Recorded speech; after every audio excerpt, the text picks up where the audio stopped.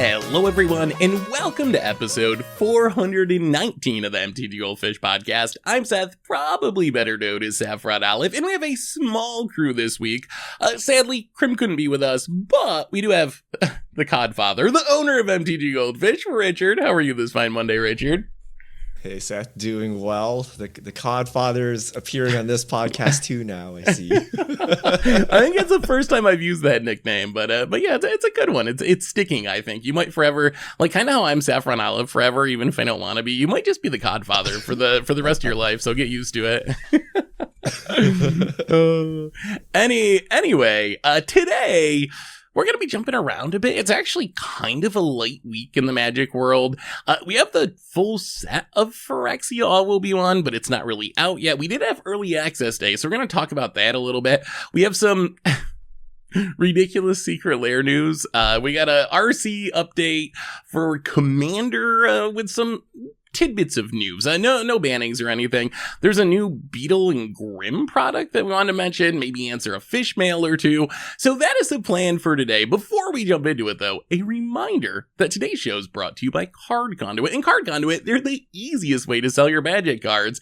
If you're tired of all the hassles that go into buy listing your cards, well, Card Conduit lets you skip them. You don't gotta do all the typing and spend the time and do the work. With their curated service, you can send in as many cards as you want with a buy list value of $1 or more and pay just a 5% service fee. And if you want to do a little work, you can use their sorted service where you list and sort the cards in advance and pay just a 2% fee. And no matter which option you choose, you're going to get a detailed report with the results and a fast payment once your order is processed. And right now, you can even get another 10% off by getting over to cardconduit.com/MTGGoldfish. Card Conduit, they're the easiest way to sell your Magic cards. So thanks so much to Card Conduit for supporting the show. And let's talk some Magic. And I guess let's start with Phyrexia All Will Be One. So this set comes out tomorrow in full. Tomorrow afternoon on Moto, on Arena. It's out everywhere. It was pre-release this weekend. I didn't make it to a pre-release. You didn't make it to pre-release this weekend, did you, Richard, by chance? No, I haven't made it to a pre-release in like 5 years, Seth. Oh, you're turning into me, Richard. You're turning into me.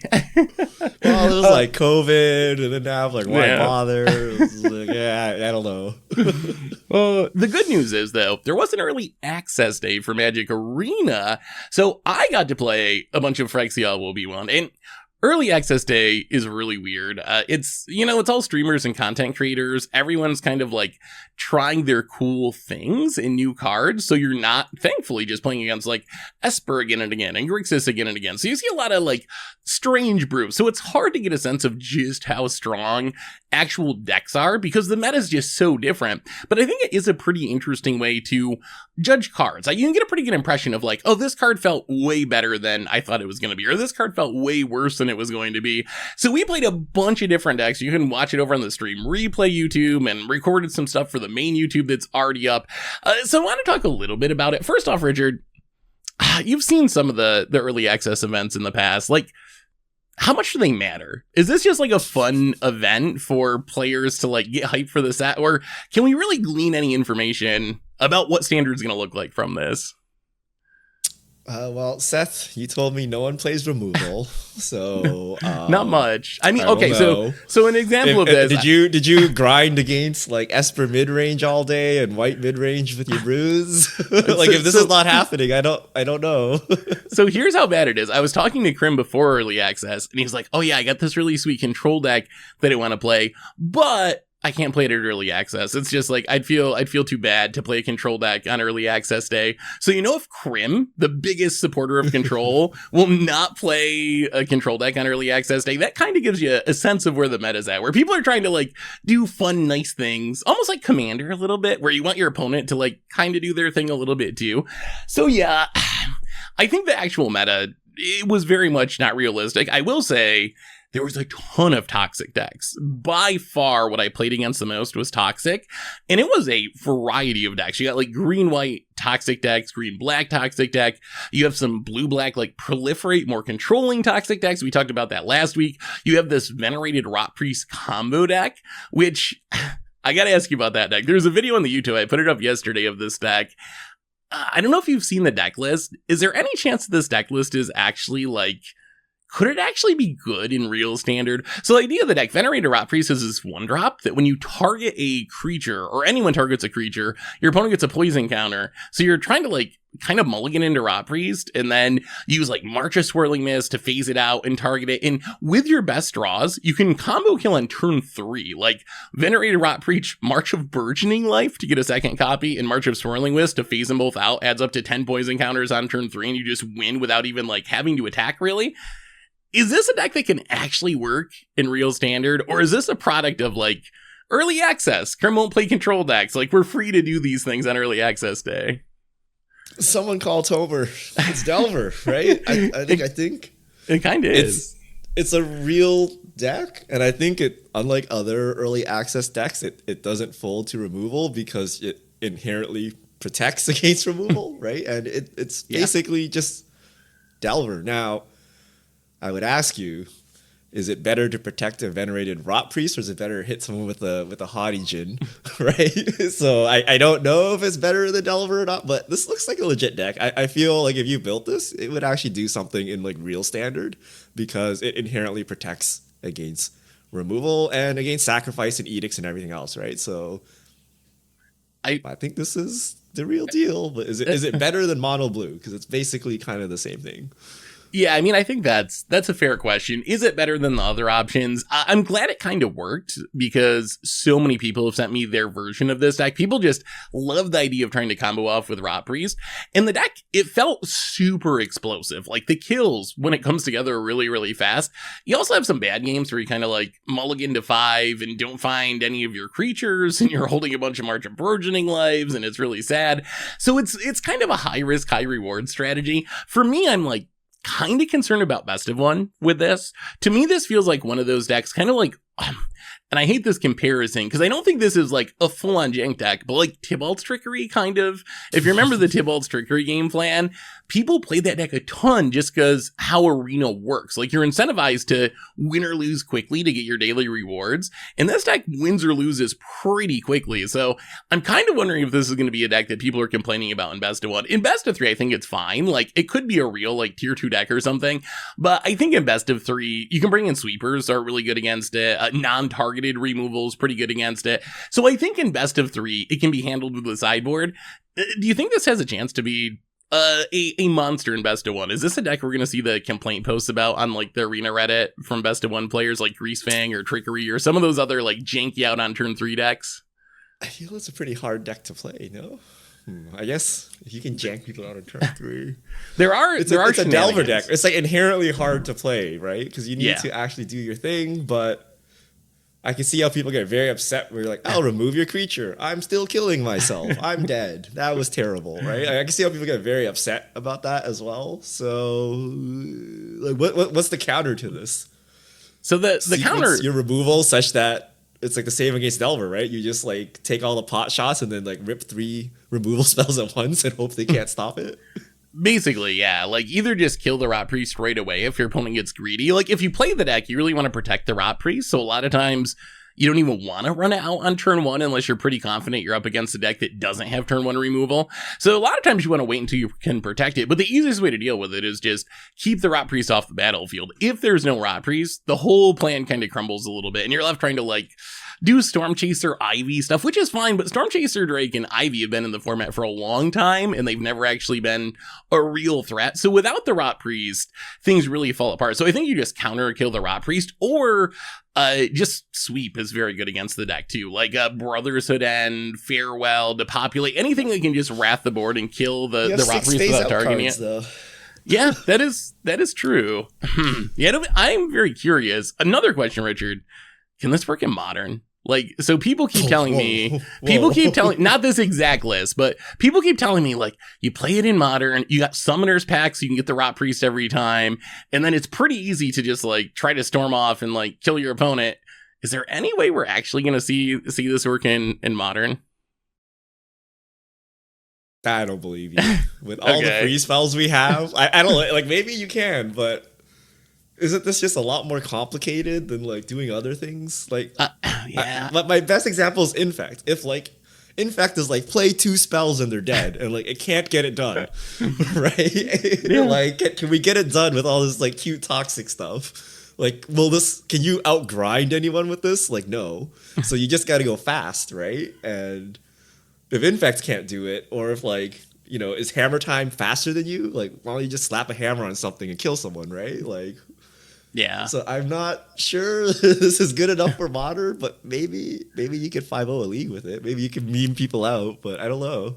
Yeah, it'd be a good. I feel hammer time is like the same, like kind of the same thing, right? Like, but better, a lot faster. Yeah, I mean, resilient. Like, instead of just hoping you have venerated Rot Priest, you could tutor up your hammer, right? Like. I think that's the main difference is like a turn 3 kill in Standard is actually super fast. A turn 3 kill in Modern is like every deck has a turn 3 kill or like does some huge thing on turn 3. So it's just like not what that is the impressive. Turn 3 kill, Seth? Hit me with the sequence here. Okay, the sequence is so janky, but you need Venerated Rot Priest, number 1. Okay. And then the next step is you need to, and I can't believe we actually found a deck that's playing this card, March of Burgeoning Life the Rot Priest. March of Burgeoning Life gives you a second Rot Priest. Usually you can cast it for 1 mana by pitching a green card. So then you have 2 Rot Priests. And then the final piece is March of Swirling Mist, pitching a blue card, targeting both Rot Priests, and they see each other, so that's 4 more poison counters. And that adds up traditionally to 10 poison, especially if you get an attack with Rot Priest on turn 2 to 10 poison on turn 3. This doesn't sound that janky at all, Seth. This actually sounds kind of insanely broken, where you just pitch all your cards for mana and like kill them. Yeah, that's why you see some of the weird Simic cards like Tainted Observer and Croaking Counterpart. They're mostly in the deck to pitch to both marches. So you actually do have a little bit of this like modern feel where you're playing all these pitch spells that are way cheaper than they should be, and then people just die. Oh, no. Did you break Standard, Seth? This sounds actually kind of gross, right? Like, it actually like you're basically playing Simian Spirit Guide in Standard with the combo deck, right?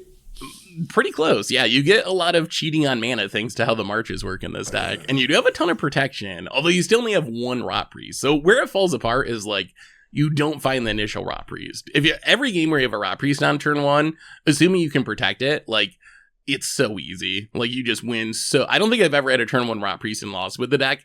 Where it goes bad is where you like mull to 5, you don't see a Rot Priest, and you like play an Ivy and you just do nothing and it's horrible. But as long as you find the Rot Priest, it's busted. Oh God, are the marches the pitch elementals of Standard? Have we done it? Yeah. Oh yeah, so that's one to keep an eye out for. I also tried the Proliferate Control deck we talked about last week. That's the one I'm interested in, and I'm shocked that Krim decided not to play that because he felt bad for his opponents. So I played a budget build, so it was just straight Dimir.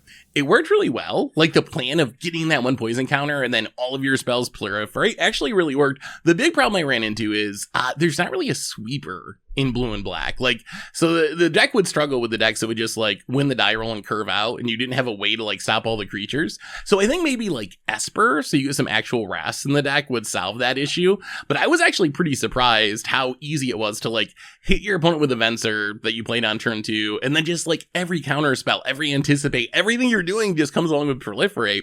And then Vraska was very impressive. Vraska like is kind of the finisher in the deck because it proliferates every turn, but the removal of turning stuff into a treasure is actually really good in a world where people are playing like the indestructible Dominuses and stuff like that. It just gets around all the shenanigans. So I think I actually came away, my biggest impression, and I'm trying to keep my thoughts like broad, right, more than being like, oh, this specific deck is busted.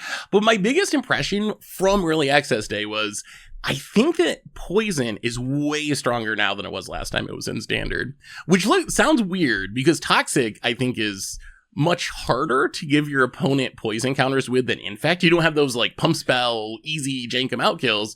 But what I realized is a lot of the creatures are just decent creatures, and then you get Toxic as a bonus. Like even Rot Priest, like a 1 mana 1/2 with an extra ability, that's like a fine card. And the same is true of like Bloated Contaminator or a bunch of other cards. More importantly, the proliferate spells are way more powerful than last time. So you don't usually need to like get in 10 poison combat damage with your creatures. If you can get in 5 of it, you can usually like find a way to proliferate it or venerate Rot Priest or whatever. Like get these extra damage to the face poison counters to close out the game. So I actually came away from early access feeling like we might actually have real poison decks in standard this time around, which I don't know if that's good or bad. Like when I posted the Rot Priest meme video yesterday, and I even talked about this in the video because I knew people were going to do it, but so many people are like, oh, this is getting banned. I'm not playing standard. This is horrible. Like, I don't want to deal with this.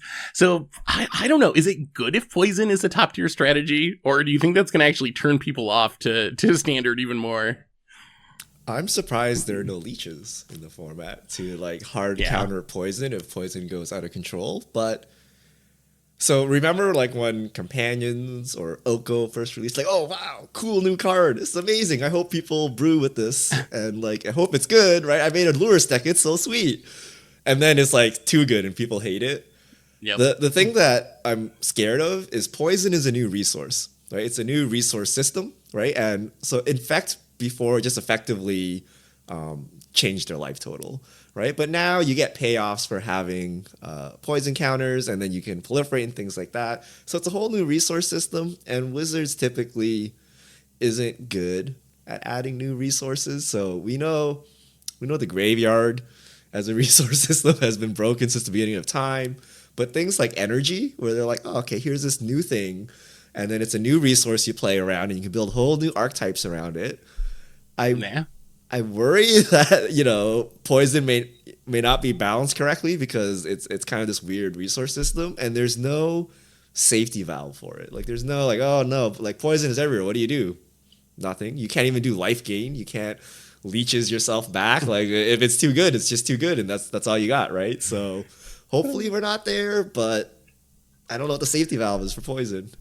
Yeah, I wonder if they'll print one in the next set. It kind of reminds me, speaking of energy, like energy came out and it was so busted and led to so many bannings. And then like the set before rotation, they printed Solemnity and everyone was like, oh, like you finally printed an answer, but now it's rotating anyway. I hope we don't end up in that scenario again.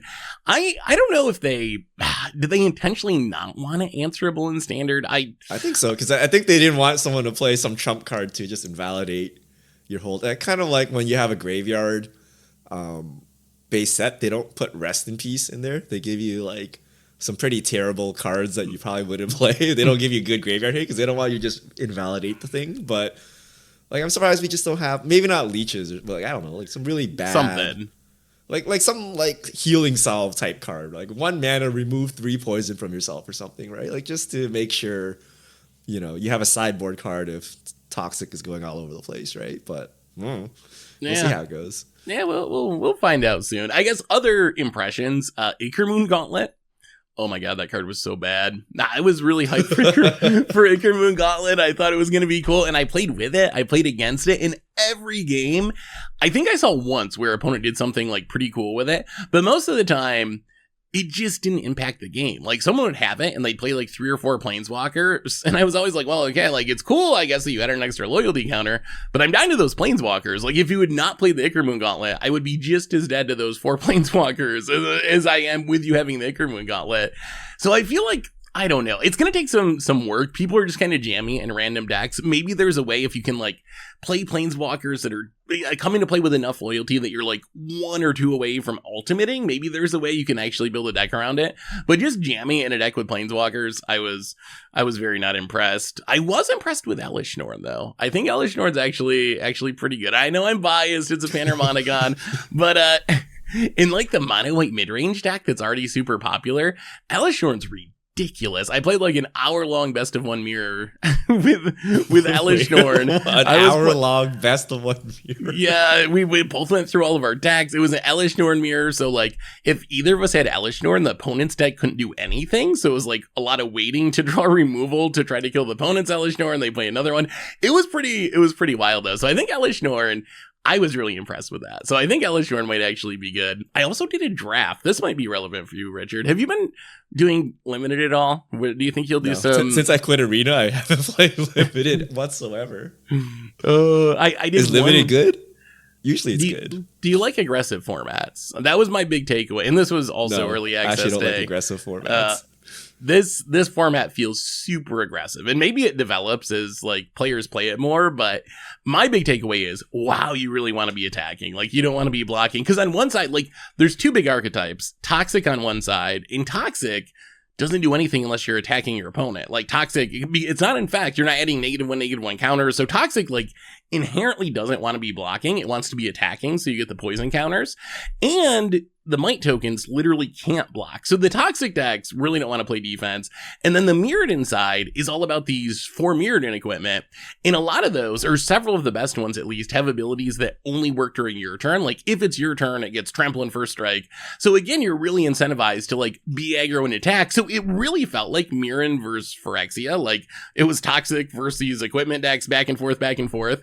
But wow, it was just full-on aggro, attack, like, hope that you Toxic your opponent before their equipment hit you for 20 or whatever. So it'll be interesting to see how that shakes out. It's been a while, I think, since we've had a format that felt this aggressive. Yeah, I don't like, I don't know, because, like, you miss a land drop and you're dead. And, like, I don't like those kind of formats, but you're like, well, build your deck better. I'm like, true, but nonetheless. All right, so that is one early access stuff. Full set comes out tomorrow. There's stuff going up on the YouTube. We'll be playing it on stream, so keep an eye out for all that. But if you've been watching early access, I'd love to hear people's first impressions of the format, what you're thinking about it. But it seems like people are pretty hyped. I think this set is going to have an impact on Standard, but we got other news to talk about, like Secret Lair news. Richard, what is I'm leaving this one to you. What's going on with Secret Lairs these days? This is what I want to talk about. We got Donggate. I don't know what to say. Okay, so there was a Snake's Secret Lair with lots of S's. Okay, and Wizards was like, "Oops, we printed the wrong art," and they showed the new art, and essentially there was like this goblin person, humanoid, being impaled by a spike. And they were naked, and you could see a little dong. It's been removed. Now, it is super awkward because the picture was kind of like centered around this. The guy's missing. It's like right in the middle, right? And then now there's just a random spike there. So I don't even know what to say about this. Like, why did anyone even notice this before they removed it? You know, like, why do we have people getting decapitated and, like, brains spewing out and something, and then just, like, some guy getting impaled that happens to be naked? And, like, that's too much, and we draw the line, and we gotta, like, you know, send out emails, tell everyone, revise the art, somehow, like, actually just Photoshop them out. It's just weird to me. What do you make of Donggate? Like, are you gonna get the original and find the artist to alter it back in? Like, what are we doing? People are, people are like. I think the whole thing's just like so ridiculous. First, they said it was an error, and it definitely wasn't. Like, that can't be an error. Like, how do you accidentally have like an impaled guy on a stake and then like, oops, we didn't mean to do that? That doesn't make any sense. Like, people started memeing on it, so they took it away, and I think it was like the worst choice because Wizards is. They're so like, hello, fellow kids with internet stuff. When something like this happens, the internet's gonna like meme on it, and it's gonna be on the top of Reddit for a day, and then like 2 days later, everyone's gonna move on to something else and be memeing about something else. But you know what's gonna keep it going is like making a huge announcement about it and posting about it on the WotC Twitter. Like, people who wouldn't have even known anything about this are gonna know about it now. So I think they made a mistake. Like, I think, should they have originally like caught it and not put it on there? Maybe, I guess. I did note it when I first saw it. I was like, that's a little weird. Normally, we don't have like naked dudes on our cards, but but whatever. Like, it wasn't like a big deal, and it's like a pretty small thing in the grand scheme of the art. But I think that that not just rolling with it was probably a mistake. I also think it's funny what we freak out about, like you said. Like, there's so much like gore and blood, but like some small naked person is like a huge issue for some reason. So I think I think Wizards, like, maybe it was a mistake to have the art be like this in the first place. They could have avoided the whole thing if they didn't have the original art like that. So that might have been a mistake, but I think it was also a mistake to like make a big announcement about it and change it, because I think it's going to make it just like an even bigger story. And you are going to have people that are altering dongs onto their stone coil serpents and stuff just because of this. So do you think they should have not the collective maturity of like a 7-year-old? Yeah. But Like probably they had the art and they're like, wait, that's a naked person. Can you redraw it, artists? And then they got the second version, and then when they made the preview, they used like the wrong version of the art or whatever. Like that's my guess as to what the mistake actually was. But yeah, I think they should just rolled with it. Like no one cares. I'm not even do we have naked people on Magic art? Is this the first time there's like actual nudity?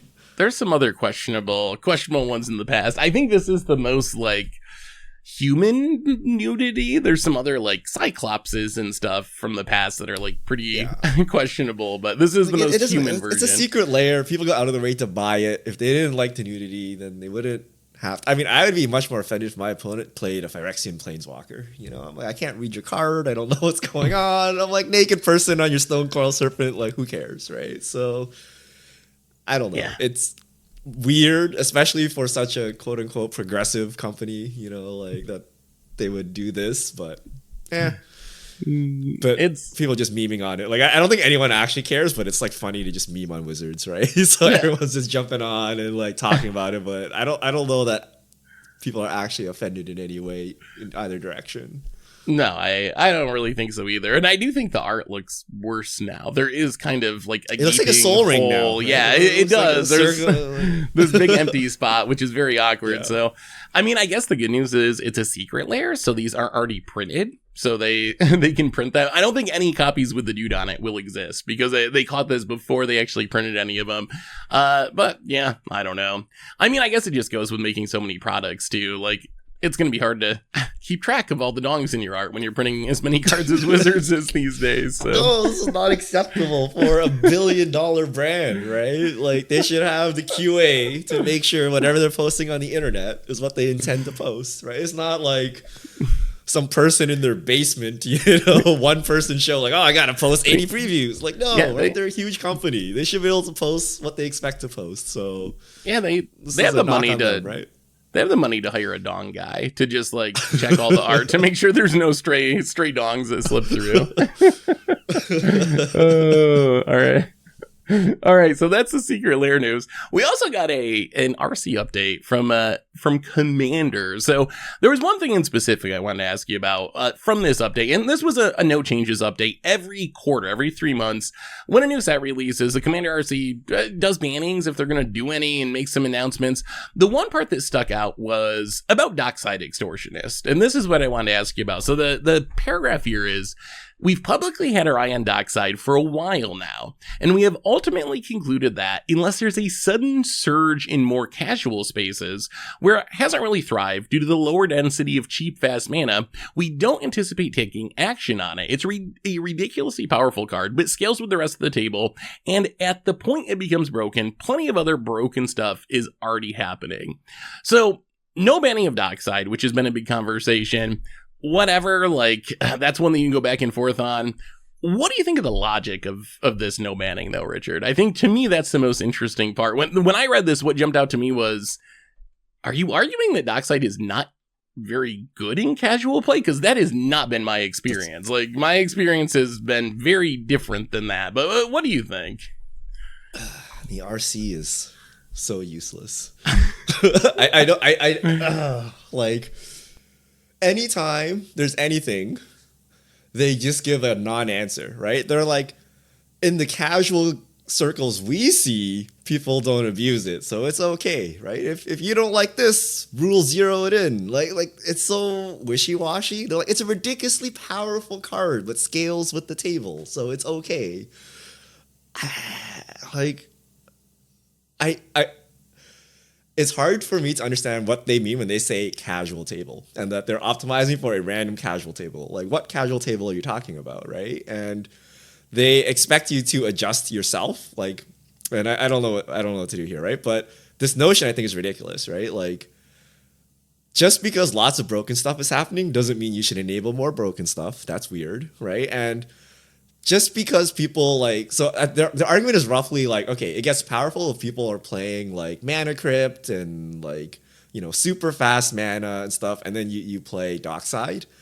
But what if like only one person at the table is playing it, and then you have the Dockside as well, so now 2 people have power crept the table, right? Or What if it's just a casual game and someone just has a lot of artifacts, right? Is turn 4 make like 60 billion mana like still okay? Like, I don't think so. So I don't like their arguments for any of this, right? And it's all just so wishy-washy. I would just hope they say like Dockside is fine, we're not banning it because it's not broken, right? Rather than like in our tables, you know, it's casual enough that it's not broken, but it's still really strong. And then in those strong tables, it's like okay because everything else is strong. Like that's just a non-answer. Like what use is this update? I don't know. What is it telling me that I don't know? Yeah, I mean, I definitely agree with you. I thought it was very weird. Our playgroup in Commander Clash, like, we play with the fast mana ban for the most part. Mana Crypt, Mana Vault, Soul Ring, the fastest of the fast mana. And we still ended up house banning Dockside because it was so busted. Like, it was still so busted. So I feel like Commander Clash kind of disproves the idea, or at least our experience goes against the idea that Dockside just isn't good in casual. That argument, like, kind of blows my mind. And it's the third most played red card according to EDH Rec, so it is seeing a decent amount of play. Sure, it's better if you're playing in a table where everyone's going like Moxen and Soul Ring and Mana Crypt, and then it's going to be even more broken. But I've never felt like, oh, Dockside is bad. Like, oh no, like this table, it's just so underpowered that it's not good. I've always thought that what was keeping it in check was more its price tag than anything, and that's something that maybe they would never mention because of their relationship with Wizards. But I think that's the real reason that it doesn't show up even more in casual is even after being reprinted, it's still like a $60 card. And most people building casual decks are just not going to spend that much on one card, even if it is the most busted card in their deck. So I think that's what's keeping it in line. And I actually told Sheldon this when he posted this on Twitter. I was like, if this ever gets reprinted and drops down to like $10 or something, you're probably going to have to reevaluate this, because I think that's what is holding back Dockside more than anything is just the price of it. And I don't know what the point of any of this was. Like, I do empathize a little bit with the RC just because Commander is a tricky format, I think, to determine things like this, because there are so many different power levels. Like in Modern, you make bannings based on what's going on in Tournament Modern. No one's like, oh, you know, this card's really broken at my kitchen table casual Modern game, so we need to ban it. That's like, that doesn't even come to the conversation. But Commander, you have like CDH where this stuff's broken, and you have super casual games where other stuff's broken. Everyone's playing at different speeds and power levels. So it seems like it's very difficult to make these decisions, but I don't know. I always come back around to the current ban list. I'm like, if this isn't bannable, then why is this and this and this and this that exactly. You did ban bannable? They should just say we're not going to ban anything. Like, okay, Dockside is the third most played red card, like you said, Seth, ahead of Vandal Blast, right? Like, yep. Ahead of Gamble, like ahead of like the only thing above it is Chaos Warp and Blasphemous Act. So if they're saying it's not seeing play at casual tables, like, are they talking about like this mythical kitchen table where, you know, there's a perfect ratio of like 50-50 and like the, you know, like the perfect Wizards demographic of everything, right? Like what are these casual tables they're talking about? So I don't know. I just hope their stance is we're not doing anything, and just every update they just give you like some weird answer to try to justify not doing anything, but like their general stance is we'll do nothing, and then I can live with that, right? But just say so, right? Like, just like EDH is incredibly diverse. There's like power levels everywhere. Rule 0 everything. We're doing nothing. See you guys later, right? And then I'm like, okay, cool. Like, I understand what you're trying to do, right? But like this false hope of like, oh, this card is broken, RC will ban it. But in reality, they're not going to ban it because there are no red players in their pod. I don't know, right? Like I don't know what the existence of the RC is for at this point. It's just to email Wizards about Elishnorn. They exist for one purpose. just to like subtly suggest things, but like don't implement them, right? Like, yeah, I really don't know how to handle stuff like this, but it definitely is weird. Like, if anything is deserving of being banned, I would assume the Dockside would be on the very short list, but apparently it's not. I think I would prefer it if we just didn't ban anything. Although I think then you go back to the current ban list. For that plan to work, I think you really have to unban the stuff that is currently banned, and then just be like, we're not doing this anymore. Rule 0 is necessary. What was the last banning? Like the Companion? The Companion or Iona? Iona was like somewhat recently, I think. But yeah, Lutri, wait, Iona. Is Iona banned or unbanned? They banned it. Oh God. Okay, wait, what year was this? A year or two ago? Like a couple of years ago? No, it's not a year. It was a long time ago, Seth. Hold on. Oh, no. Because it was 4 years ago, 2019, no? Wow. Okay. 4 years. Time goes by quickly. So I guess it's been 4 years. It was a long time ago. It was like okay, longer than I thought. Did you know? Like my general impression is they're not doing anything. Yeah. Pretty much, and like they just dance around it every time, but like they're really not doing anything, which I'm okay with as long as they're transparent with it, right? They're like, look, if Wizards prints broken cards, they're gonna be broken cards, but. Yeah, I don't know why we call for bannings and stuff. Like Dockside, third most played card, super expensive, super oppressive, not casual friendly whatsoever. Like I'm sure all casuals love sitting down and getting comboed out immediately, right? So I don't know why it's like. I can see like, okay, CDH plays its important part. If we ban it in Commander, it's banned in CDH. We don't want to do that, right? You know, I can see weird things like that, but I don't know. Oh, also, I guess one other note on the RC thing before we switch gears. What do you think about the poison counter debate? That's something else that has been a kind of a big conversation. Now that we have all these new toxic cards, more ways to get poison counters on people. Any argument to raising the number of poison counters in Commander, you think? No. I think you just ban the cards. But I don't know why you would change the mechanic, right? Like if the mechanic... I don't know. So if you raise it, you basically soft banned all the cards anyway. I mean, but we start with 40 life, and people still attack with creatures. Like they double the amount of life it takes, and it's not like no one plays an aggro deck ever. Yeah, I don't know. This is where it's weird because they don't design for Commander, but then all these cards are designed for Commander. Like, and we don't have like explicit multiplayer Commander cards. Multiplayer poison cards and stuff. So yeah, I don't know. I know people are salty about getting poisoned out, but it's just like commander damage or something, right? It's just an alt win con. So I don't personally find it weird. And then also, if you double it, do you double the payoff? Like, you know, the cards that have like if you have 3 or more poison counters, like XYZ double happens, that up to you double 6. that to 6. Like then it's like now really weird, and attacking is hard enough as is. Like if you manage to like poison someone else, good for you. Like I don't know, I'm fine with it, but I personally didn't have a problem with Infect. Like this debate has been happening for a long time with Infect, right? But I can see if you had a problem with Infect, this just makes it worse, right? This is just an easier way to get that done. So yeah, I don't know, but it would be helpful if we had a committee designed to look after the health of the format, and they could weigh in and have a good discourse and apply their vast knowledge to figure out what is best for the player base. Well, they did say they're going to be keeping an eye out to see what happens with poison encounters in the wake of Phyrexia. So anyway, you think they're selling packs? You think they're in it with Wizards? They're just like, okay, we'll sell all the packs. We'll let Dockside get reprinted one more time, and then we'll ban it. Like, do you think there's actually some of that going on? I would say no, but then I always go back to the time that they made silver border cards legal for 1 month when they released an unset, and like that, boy, that makes me think there must be some connection there. So I mean, I know Sheldon and some of the RC people are, I think, insiders, because I actually had a conversation with Sheldon about this on Twitter. Like, should you be viewed as part of WotC? Like, from the outside, should we view the RC as just like an arm of WotC?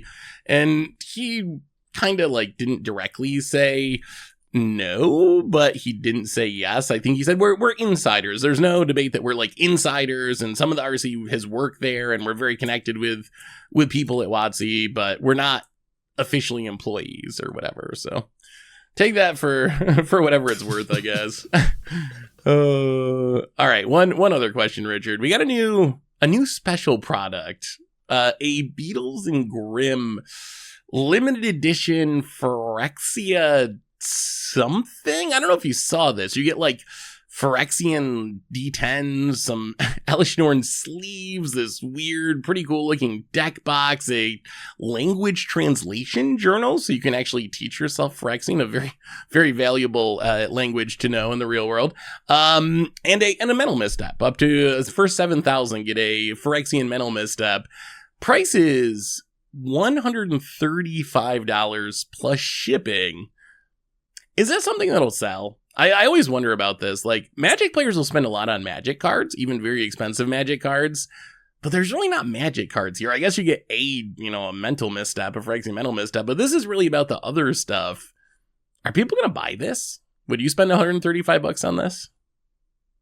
I wouldn't, but I think this will sell out. So that mental misstep is technically a 1 of 7,000 mental misstep, right? It's true. Unless like Wizards does you dirty and like reprints this like they did Phyrexia Elishnorn in the future, but only 7,000 of these will be made. So there is some value to that mental misstep, and then the rest of the things are just cool, right? Like the I don't know what it is, a deck box or a dice box or something, like the Phyrexian thing, the Phyrexian die. So I imagine this will sell well, and it's like totally optional. There's like nothing like exclusive in here, and it's just like a cool thing to have if you're a big fan of Phyrexia. So I know we had this conversation, the last Beetle and Grim drop happened, and it like sold out instantly. Oh, Dragon sold out. That was a Dragon Secret Lair, I think. Yeah. Yeah, and it's like, so Beetle and Grimm's have been making like super high-end stuff for a while, and they always do really well. So I imagine they know what they're doing. And there is an exclusive card here. So that could just prop up, if you wanted one in the future, like how much is it going to be worth? Right. I mean, I think that's probably the biggest calling card, I think, of this is the mental misstep itself. I know the original foil mental misstep is actually super expensive. I think the new Phyrexian one, what's the current price? Wow, $150 for the original foil. So this will probably maintain some good value. We've seen the serialized cards, which are 1 to 500, be worth a lot of money. Even the bad ones are worth a couple $100, and the good ones are worth, up to $1,000 or whatever. This more supply than that, but I wouldn't be surprised to see the card itself maintain value. And the other stuff, I wouldn't spend $130 on this. I don't have any interest in learning Phyrexian or whatever, but it does look cool. Like, the sleeves look cool. The deck box looks cool. It's something unique. Like, this isn't just like, another Ultra Pro product where you change the art on it. Like, the actual design of the deck box is very different, and everything looks sweet. So, I mean, hopefully it sells well. These are the kind of products that I hope Wizards makes a lot of money on and then keeps the cards themselves cheaper. But I'm fine with selling these extra things like that for whatever price they can get out of them. But I think those are all of our big topics. Richard, we're kind of short today. Anything else you want to talk about? I have a question for you, Seth. Do you still have your serialized worm coil? Or did you get rid of it? I traded it for booster boxes. Oh no, Seth. I went to SCG New Jersey. One of the people that was working as a judge there loves worm coil, and she really wanted the worm coil, so I traded it to her for 3 collector booster boxes, which I opened, and I got another serialized card somehow, but it's Journeyer's Kite, which is a little worse than worm coil. But somehow I'm running hot with these serialized cards. I honestly don't know. Believe you just got more collector's boxes to try to just open another serialized to try to get another worm coil. Could get 2 worm coils this time, or upgrade the number a little bit, get the 1 of 500 or something. Did you deface the card? Did you sign it before you gave it away? Or was it serialized? It wasn't signed. Oh, okay. No, it was serialized. Yeah. Okay. Yeah, I don't know what the prices of those are going to be. They're super hard to price. That was something I ran into. Like, I have no idea what they're worth. I have no idea. You see some on eBay for this, but some don't actually sell. Vendors give you all different numbers, so it's actually very hard to figure out. And I know what the long term is. Like, finance is so weird. Most of the time these days, I don't think you should really hold on to cards hardly at all unless you're using them. But I do wonder if serialized cards are an exception. Like, let's say the worm coil is $600 right now. Where do you think it is in 5 years, Richard? Like, the same, up, down? Do they reprint it somehow or print 10 other versions of worm coil that are cool or down. Cooler? So I think everyone just assumes up. So okay, let's assume Magic doesn't collapse. Okay, let's say like just like the general value of Magic is the same, because if it collapses, it's actual zero, right? Right. But I think in 5 years, you're gonna have like so many promo versions and so many like unique versions and different secret layers and arts and treatments and step and complete and fold and whatever foils that the demand for like a 365 worm coil or whatever will be super low, and that there will be like you won't know what's special anymore. Like I have no like we open it, we're like how special is this? Nobody knows, right? Because there's like 8 million promotional products. So I actually am of the opinion that there's too much. And before it was just like, it's a first printing. It's foil. That's it. We have foil and non-foil, and there's only one first printing ever. And then that would hold a high value. But now, like, who knows? Maybe tomorrow, favorite Magic artist of the year makes a new worm coil in this new treatment, like Richard's favorite treatment, tournament legal foils.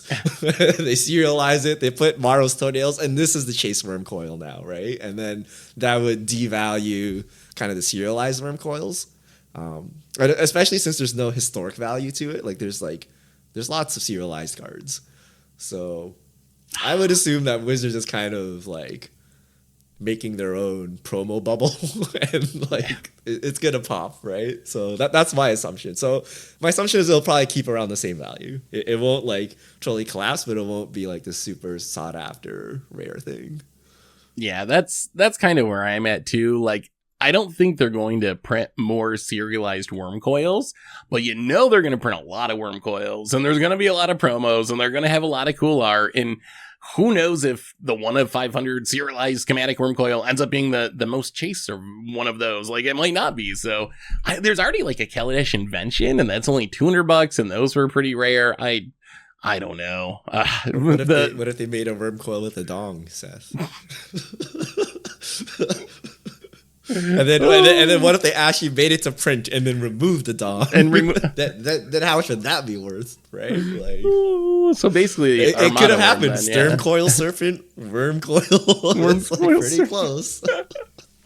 Oh yeah. Now maybe. Do you think Wizards would ever like meme on themselves? Would we ever get like a dong secret lair or something like memeing on their mistake, or is that just too far over their head? Yeah. Okay. No. Wizards would never do that. That would be unprofessional. It's like just drawing more attention to the problem they had. Should they meme on the fact that they're overprinting products? Like probably not. Like you probably shouldn't do that. All right. Do we have any Fishmail this week, Richard? All right. We do. If you have Fishmail, send them to @MTGGoldfish with the hashtag MTGFishmail, and we'll get to your questions on air. JB Game Dev, I just watched the viewer battles video, and Seth said he's disappointed that Nykthos might have to be banned. Wouldn't Kiora be a good candidate to take the ban? Kiora only seems to be used in mono green devotion decks. I mean, Kiora would not hurt any other decks if that got banned, although for me, I think number one is still Karn. Like, I think that Karn is the card that I would like to see banned most out of mono green devotion, and also just in general, I don't think it's a healthy card in formats like Pioneer. I think that's the card that makes the deck so resilient. Like, the Karn board lets you get an answer to any possible situation, plus it gives the deck the infinite combo. So personally, if I was going to choose, ban Karn if it's still too busted. I guess you could ban Kiora, and then you get to Nykthos. Nykthos I just would hate to lose, because I like Mono Black Devotion's really cool, and it's not even very good, but that would just fail to exist without Nykthos.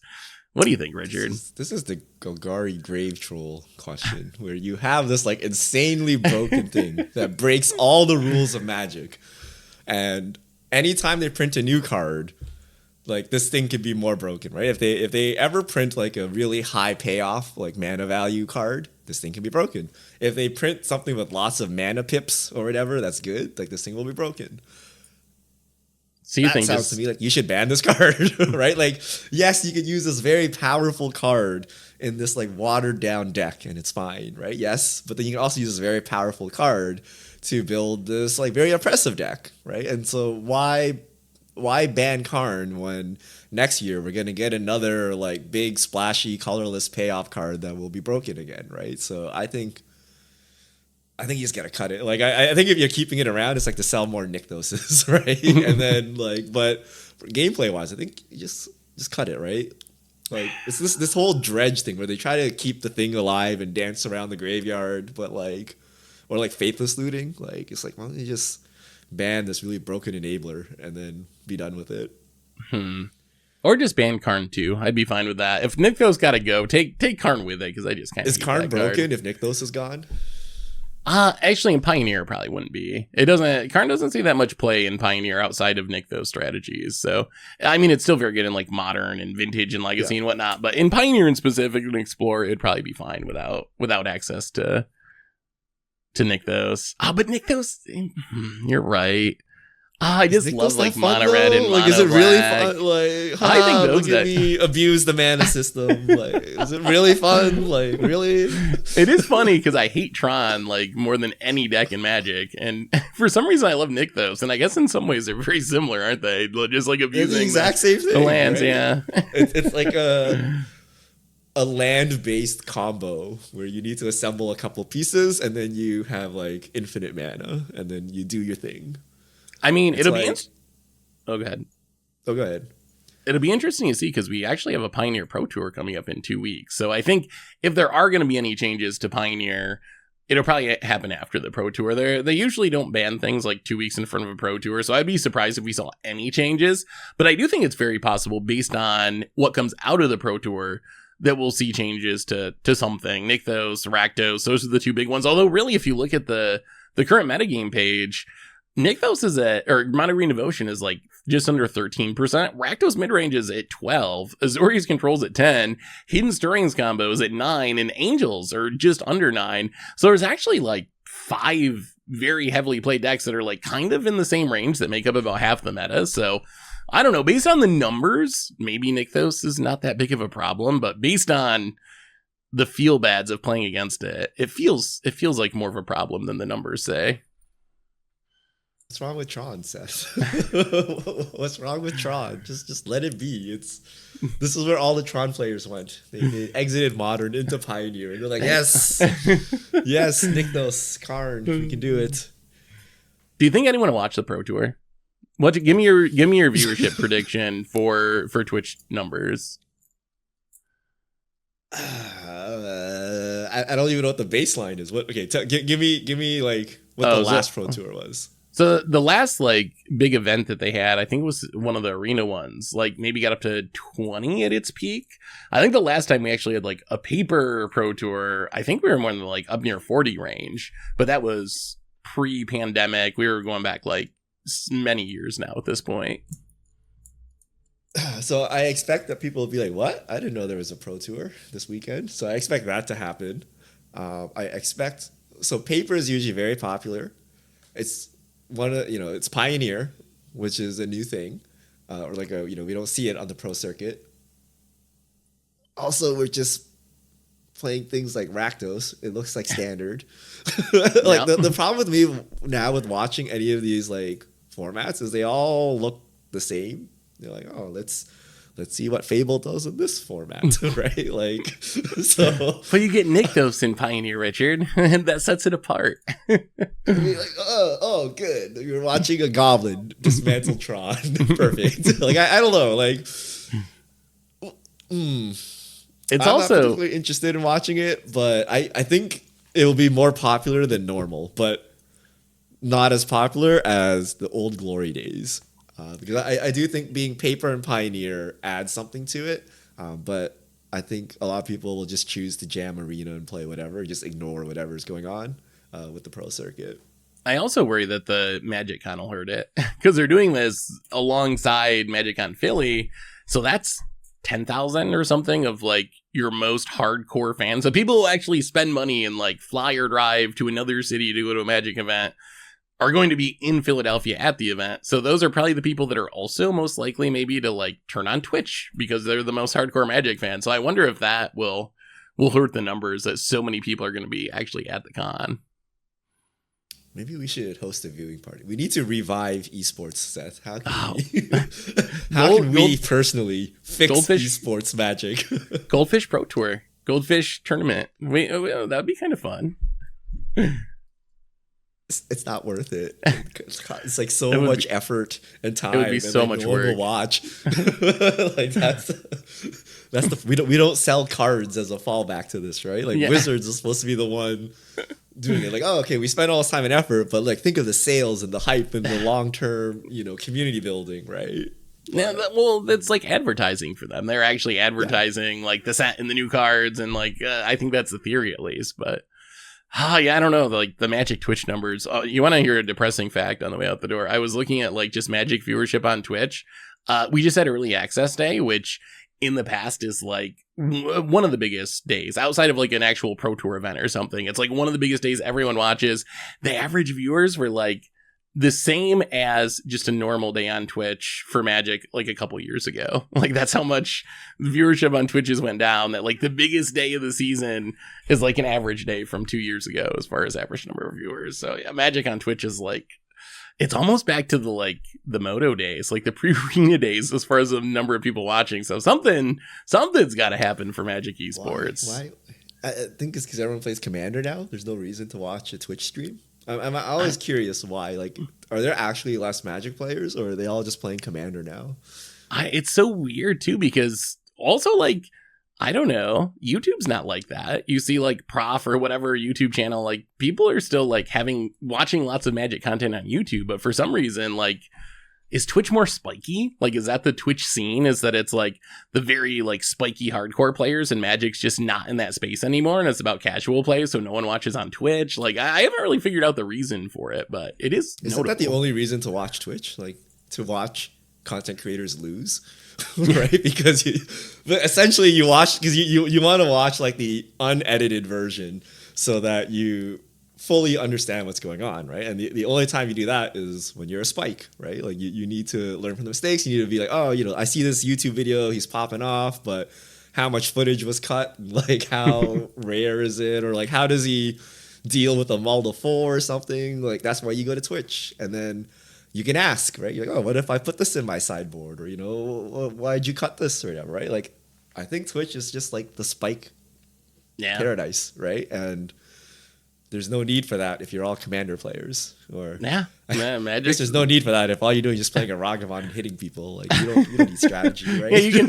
figure that out on your own. You don't need him to tell you how to win with Ragavan. Should I 3 for 1 my opponent with Fury or no? Like I don't know, right? So yeah, I don't know. It's weird that YouTube keeps going, but also the thing that keeps going on YouTube is not the same thing on Twitch, right? Like if you actually look at spike-oriented content on YouTube, like say Channel Fireball or Star City Games content, which many of which don't exist anymore, right? Like they're going down, right? And it's the Command Zone, it's the Professor, it's things like that are popping off on YouTube. So spikes are dead. I say they're deader than Jundin Modern, maybe.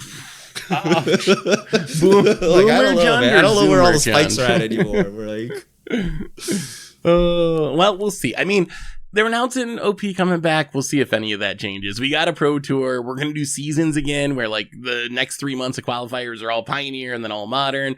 So they're trying to go back to the old system, something close to it. Maybe it's too late. Like maybe it's too late, and then you got the pandemic on top of that, and people are doing other things. So I don't know. It would be sweet if we could get the glory days back again. The glory days of our 40K views on Twitch. I mean, glory days from a Magic perspective. We broke 100K right during the Mythic Invitational.